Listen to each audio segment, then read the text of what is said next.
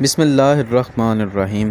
السلام علیکم ویورز، امید ہے آپ سب خیریت سے ہوں گے۔ میں ہوں کمال منہاس، ایم کے ایجوکیشنل ریسورس کے ساتھ آپ کی خدمت میں حاضر ہوں۔ آج کا ہمارا لیکچر کورس کوڈ 436 سیرت طیبہ کا باب نمبر 2 حیات طیبہ مکی دور قبل بعثت تک کا ہوگا۔ اگر آپ میرے چینل پر نئے ہیں تو ایک گزارش ہے کہ چینل کو سبسکرائب کریں اور بیل آئیکن کو پریس کریں تاکہ آنے والی ہر ویڈیو آپ تک پہنچ سکیں۔ اس کے علاوہ ویڈیو کو لائک اور شیئر کرنا مت بھولیے گا، کیونکہ آپ کے ایک لائک اور شیئر سے یہ ویڈیو ان طلباء تک پہنچ سکتی ہے جو کہ سیرت طیبہ کے لیکچر سے مستفید ہونا چاہتے ہیں۔ چلیں اب بڑھتے ہیں ویڈیو کی جانب۔ بسم اللہ الرحمن الرحیم۔ جیسا کہ ویڈیو کے سٹارٹ میں نے ڈسکس کیا تھا کہ آج کا ہمارا جو لیکچر ہے سیرت طیبہ کے چیپٹر نمبر 2 پہ ہوگا، جو کہ مکی دور کا پہلا حصہ ہے۔ اس میں قبل بعثت تا بعثت، یعنی کہ جب تک نبی کریم صلی اللہ علیہ وسلم نے نبوت کا اعلان کیا تھا اس سے پہلے کے جو واقعات ہیں وہ اس میں بتائے جائیں گے اس چیپٹر کے اندر۔ سب سے پہلے اس چیپٹر کی ہم آؤٹ لائن کے متعلق بات کرتے ہیں۔ تو آؤٹ لائن میں اب دیکھیں کہ پس منظر پیش کیا جا رہا ہے۔ پس منظر کے اندر کون سی چیزیں ہیں؟ بعثت نبی کے وقت دنیا کے عام حالات کیا تھے، جزیرہ نما عرب کا تاریخی اور جغرافیائی تعارف اس میں بتایا گیا ہے۔ پھر قبل از اسلام عربوں کے اخلاقی، معاشرتی، معاشی، تمدنی اور سیاسی حالات، پھر دین ابراہیمی کے پیروکار، اس کے بعد ولادت سے رضاعت تک، جس میں نسب، والد کا انتقال، اصحاب فیل کا واقعہ، ولادت باسعادت، پھر رضاعت سے عبد المطلب کی کفالت تک، پھر رضاعت ہوئی، پھر شک قدر کا واقعہ، والدہ کی وفات، کفالت عبد المطلب، ابن ذی یزن کی پیش گوئی، ابو طالب کی کفالت، شام کا پہلا سفر، جنگ فجار، حرف الفضول، شام کا دوسرا سفر، پھر شخصیت و کردار میں جاہلیت کی برائیوں سے دوری، لقب صادق و امین، اخلاق حسنہ، سراپا، اس کے بعد گھریلو اور معاشرتی زندگی کا آغاز، حضرت خدیجہ رضی اللہ تعالی عنہ سے نسبت نگاہ، خطبہ نکاح، اولاد، تعمیر کعبہ، زندگی کے عام مشاغل، شہری اور معاشرتی زندگی، پھر گوشہ نشینی اور بعثت نبی کا واقعہ، اس میں غار ہرا، مکاشفات کا تسلسل، وحی کی ابتدا، وحی کی ضرورت و اہمیت، پہلے 5 مسلمان اور خاموش تبلیغ۔ سب سے پہلے جو پس منظر اور پیش منظر جو ہے یہ بتایا جائے گا۔ زمانے میں انقلاب آتے رہتے ہیں، کبھی تاریکیاں پھیلتی ہیں تو کبھی روشنائیاں پھوٹتی ہیں۔ حضور اکرم صلی اللہ علیہ وآلہ وسلم کی بعثت سے قبل دنیا کے اخلاقی، معاشرتی، معاشی، سیاسی، تمدنی اور مذہبی حالات بے حد خراب تھے۔ سارے عالم کے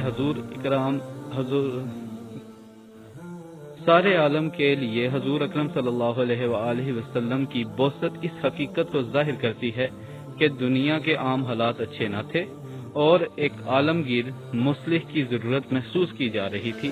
برائی جب محدود ہوتی ہے تو اس محدود علاقے کے لیے مصلح کی ضرورت ہوتی ہے، لیکن جب وہ عام ہو جائے تو پھر ایسے مصلح کی ضرورت ہوتی ہے جس کے پاس سارے عالم کے درودوں کا مداوا ہو۔ حضور اکرم صلی اللہ علیہ وآلہ وسلم دنیا کے تمام انسانوں کے لیے ہادی اور رہبر بن کر تشریف لائے۔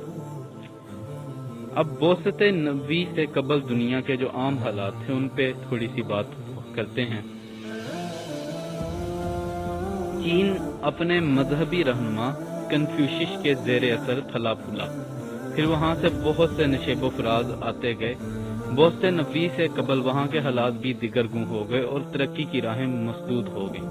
1000 سال قبل مسیح ہندوستان میں آریہ قبائل آئے جن کے زیر اثر ہندوستان میں ذات پات کی تقسیم، سینکڑوں دیوتاؤں کی پرستش، ترک دنیا وغیرہ کے نظریات اجتماعی زندگی قابل نہیں رہے تھے۔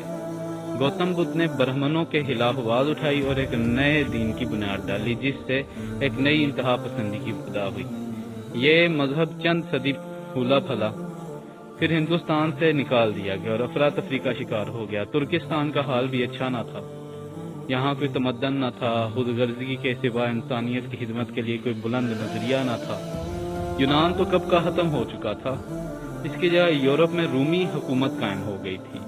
जब ये मगरबी और मशरकी दो हिस्सों में बट गई तो मगरबी रूमियों पर जर्मनी वगैरह वहशी कबाइल टूट पड़े और पाए तख्त रूमा के मालिक बन गए। ईसाईयत कबूल की तो गैर ईसाइयों को कहीं का न छोड़ा। इधर मशरकी रूमी हुकूमत हमसाया ईरानियों के साथ सदियों तक लड़ाई रही। अहद नबी के ज़माने में ईरानियों ने अपने हरीफों से मिस्र, शाम वगैरह तक छीन लिए थे, मगर कुरान हकीम ने रूमियों के गलबे का ऐलान किया और 6 हिजरी में रूमी शहंशाह हरकल ने ईरानियों को ऐसी फैसला कुन शिकस्त दी कि उनका सियासी इस्तेहकाम खत्म हो गया और ईरान मुद्दत तक संभल ही न सका, मगर रूमी भी इस फतह से कोई फायदा हासिल न कर सके। फिरका बंदियों ने इनकी इज्तमाइयत को खोखला करके रख दिया था। चुनाचे हम देखते हैं कि आगे चलकर ईरान और रूमी हुकूमतें इस्लाम के हल्का बगोश होगी। हिबश में खासा बड़ा इलाका था, इसने ईरानियों से यमन छीन लिया था, मगर बाद जब बोसत नबी से कुछ कबल वहां के हुक्मरान काबा को डाने पड़े तो अज़ाब इलाही में गिरफ्तार हुए। फिर जल्द ही उनकी हुकूमत अरब और हिबश दोनों इलाकों में बेकारो मोतल होकर रह गई। अलगढ़ इस जमाने में जिधर देखिए दुनिया में तबाही और फितना और फसाद ही नजर आता है। हर इलाका अपने गम में मुबतला था, दूसरे के गम में कैसे शरीक होता। फिर जजीरा नुमाए अरब का तारीखी और जुग्राफियाई तारुफ हम करते हैं। अरब इस्लाम का सरचश्मा और इस्लाम का गहवारा है, इसलिए खसूसियत के साथ मुसलमानों की नजर में इसका बड़ा वकार और बड़ी अजमत है। अरब के मानी जबान दानी के भी हैं और दश्तो सहरा के भी। अरबों को अपनी जबान दानी पर बड़ा नाज था, इसलिए भी ये इलाका अरब ठहरा। इसका बड़ा हिस्सा दश्तो सहरा पर मुश्तमिल है, इसलिए भी इसको अरब कहा गया है। बरे आजम एशिया, यूरोप और अफ्रीका में जजीरा नुमाए अरब को मरकजी हैसियत हासिल है।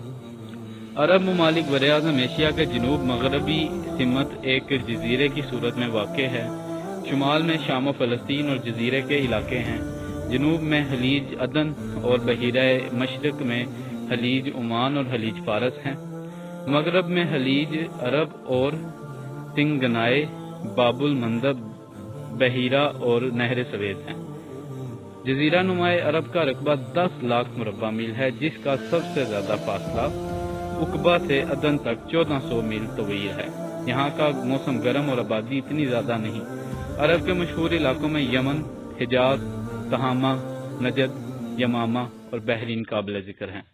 मुल्क हिजाज यमन के शुमाल में बहीरा अहमर के मशरकी सिमत वाक़ है और खलीज उकबा तक फैला हुआ है और नजद और तहामा के दरमियान वाक़ है, इसलिए इसको हिजाज कहा गया है। मक्का मुआज़मा और मदीना मुनव्वरा हिजाज ही में है। ताइफ सरसब्ज़ो शादाब शहर है जो मक्का मुआज़मा के मशरक में वाक़ है। हिजाज के मशहूर शहरों में खैबर भी है जो मदीना के शुमाल मशरिक में वाक़ है, और जद्दा साहिल हिजाज पर मक्का मुआज़मा से 76 किलोमीटर 45 मील पर वाक़ है। तहामा बहीरा अहमर के साहिल पर जनूबी यमन और शुमाली हिजाज के दरमियान वाक़ है। नजद शाम के जनूब, इराक के मगरिब, हिजाज के मशरिक और यमामा के शुमाल में वाक़ है। यमामा नजद और यमन के दरमियान वाक़ है। ये मशरक में ये बहरीन से और मगरब में हिजाज से जा मिलता है। अलगर्ज अरब को एक मरकजी हैसियत हासिल है और ये मरकज भी ऐसा कि एशिया में होते हुए वहां से अफ्रीका, यूरोप बहुत करीब हैं। खासकर इन दोनों बड़े आदमों के माजी के मोतमदन तरीन इलाके यूनान, मिस्र और रोमा। अब हम बात करते हैं कबल इस्लाम अरबों के अखलाकी और माशी, तमदनी और सियासी हालात के मुताबिक। मक्का मुअज़्ज़मा एक बंजर जमीन थी, चारों तरफ बुलंद पहाड़ियों से घिरी हुई, इसीलिए रूमी, ईरानी और हबशी बादशाहों की कोशिश के बावजूद यह हिस्सा इनके कब्जे में न जा सका और अहले मक्का की मुख्तर सी मुमलिकत आज़ाद खुद मुख्तारी रही। یہاں مختلف زمانوں میں مختلف قبائل کی حکومت رہی۔ ولادت نبوی سے قبل یہاں قریش کو سرفرازی اور سرداری حاصل تھی۔ مختلف فرائض مختلف قبائل کے سپرد تھے، گویا کوئی بادشاہ نہ تھا، سب وزیر تھے۔ اہل مکہ نے آس پاس کے قبائل سے معاہدے بھی کر رکھے تھے جو فوجی اور تجارتی لحاظ سے اہم تھے۔ مکہ معظمہ میں لکھنے پڑھنے کا رواج نہ تھا، گنتی کے آدمی لکھنا پڑھنا جانتے تھے۔ شعر و شاعری سے خوب لگاؤ تھا اور زبان دانی پر بڑا غرور تھا۔ وہ قوت حافظہ سے زیادہ کام لیتے تھے، ان کا حافظہ بلا کا تھا۔ مکہ معظمہ کی زمین بنجر تھی، اس لیے یہاں صنعت و حرکت نہیں تھی۔ یہاں کے لوگ اکثر تجارت پیشہ تھے اور دور دراز علاقوں سے تجارت کیا کرتے تھے۔ یہی تجارت کی ان کی معیشت کا ذریعہ تھی، جس کا ذکر قرآن حکیم میں سورۃ القریش میں موجود ہے۔ وہ عراق، عمان، فلسطین، شام، مصر، حبشہ، یمن وغیرہ ممالک میں جاتے تھے۔ وہ بڑے جفا کش تھے۔ مختلف مقامات پر تجارتی میلے لگائے جاتے تھے، جیسا کہ آج کل ہمارے ہاں لگتے ہیں۔ خود مکہ ایک بڑا تجارتی مرکز تھا۔ مذہبی حالات یہ تھے کہ اہل عرب بتوں کی پرستش کرتے تھے، مگر ان کو خدا نہیں، خدا کا سفارشی سمجھتے تھے۔ عام خیال کے مطابق 32 بت کعبے میں موجود تھے۔ اس کے علاوہ تصویریں بھی تھیں، ان میں حضرت ابراہیم علیہ السلام، حضرت عیسیٰ علیہ السلام، حضرت مریم علیہ السلام وغیرہ کی بھی تصویریں تھیں۔ حال یہ تھا کہ ایک ہی گھر میں کوئی بت پرست ہوتا، کوئی عیسائی اور کوئی لا مذہب۔ گویا فکری افراتفری کا عالم تھا۔ پرستی کے علاوہ وہ سالانہ حج کا تہوار بھی مناتے، طواف کعبہ اور وقوف عرفات کی پابندی بھی کرتے، کیونکہ انہوں نے طرح طرح کی بدعتیں اور رسمیں ایجاد کر رکھی تھی اور دین ابراہیمی کو کیا سے کیا بنا دیا تھا۔ ماہ ذی الحج کے 1 ماہ قبل اور 1 ماہ بعد، یعنی 4 مہینوں کو محترم خیال کرتے تھے۔ وہ اس میں قتل و خون ریزی سے بالکل گریز کرتے تھے۔ اخلاقی عادات میں بہت سی خوبیوں کے مالک تھے، مگر انہوں نے ہر خوبی کو خاک میں ملا دیا تھا۔ جنگجو اور بہادر تھے، مگر آپس میں لڑ جھگڑ کر اس قوت کو برباد کر رہے تھے۔ دن کے پکے تھے، مگر کوئی واضح مقصد سامنے نہ تھا۔ باغیرت اور خوددار تھے، مگر زندہ درگور لڑکیاں اس غیرت کی بینٹ چڑھا دی گئی۔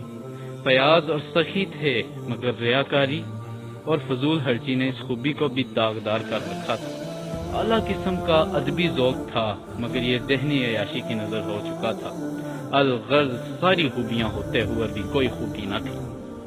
اسلام نے جو کچھ کیا وہ یہی تھا کہ ان خوبیوں کو پروان چڑھانے کے لیے صحیح راہیں متعین کی، اور پھر یہی قوم جو پستی میں گری ہوئی تھی بلندیوں میں چڑھنے لگی۔ اب بات کرتے ہیں کہ یہ دین ابراہیمی کے پیروکار تھے۔ تو عرب کے گمراہ لوگوں میں کچھ ایسے بھی تھے جنہیں صراط مستقیم کی تلاش تھی۔ یہ لوگ نہ تو بت پرست تھے، نہ کسی اور دین سے وابستہ۔ ان کا دل گواہی دے رہا تھا کہ چاروں طرف جو کچھ ہو رہا ہے وہ صحیح نہیں ہے، صحیح بات چھپی ہوئی ہے جس کو ظاہر ہونا ہے۔ چنانچہ وہ حق کے ظاہر ہونے کے انتظار میں تھے اور اپنا شمار دین ابراہیمی کے پیروکاروں میں کرتے تھے۔ ایسے لوگوں میں مدرجہ ذیل حضرات کے نام قابل ذکر ہیں: قاس بن سعدہ، ورقہ بن نوفل، عبید اللہ بن جاش، عثمان بن حویرث، زید بن نفیل۔ حضرت صلی اللہ علیہ وآلہ وسلم کے ساتھیوں میں یہ حضرات حق کی تلاش میں تھے: حضرت ابوبکر صدیق، حضرت حکیم بن حزام، زماد بن سالبہ۔ تو یہ تھا ہمارا آج کا لیکچر۔ ویڈیو اچھی لگی تو اس کو لائک کیجئے گا اور میرے چینل کو سبسکرائب کیجئے گا تاکہ آنے والی ہر ویڈیو آپ تک پہنچ سکے۔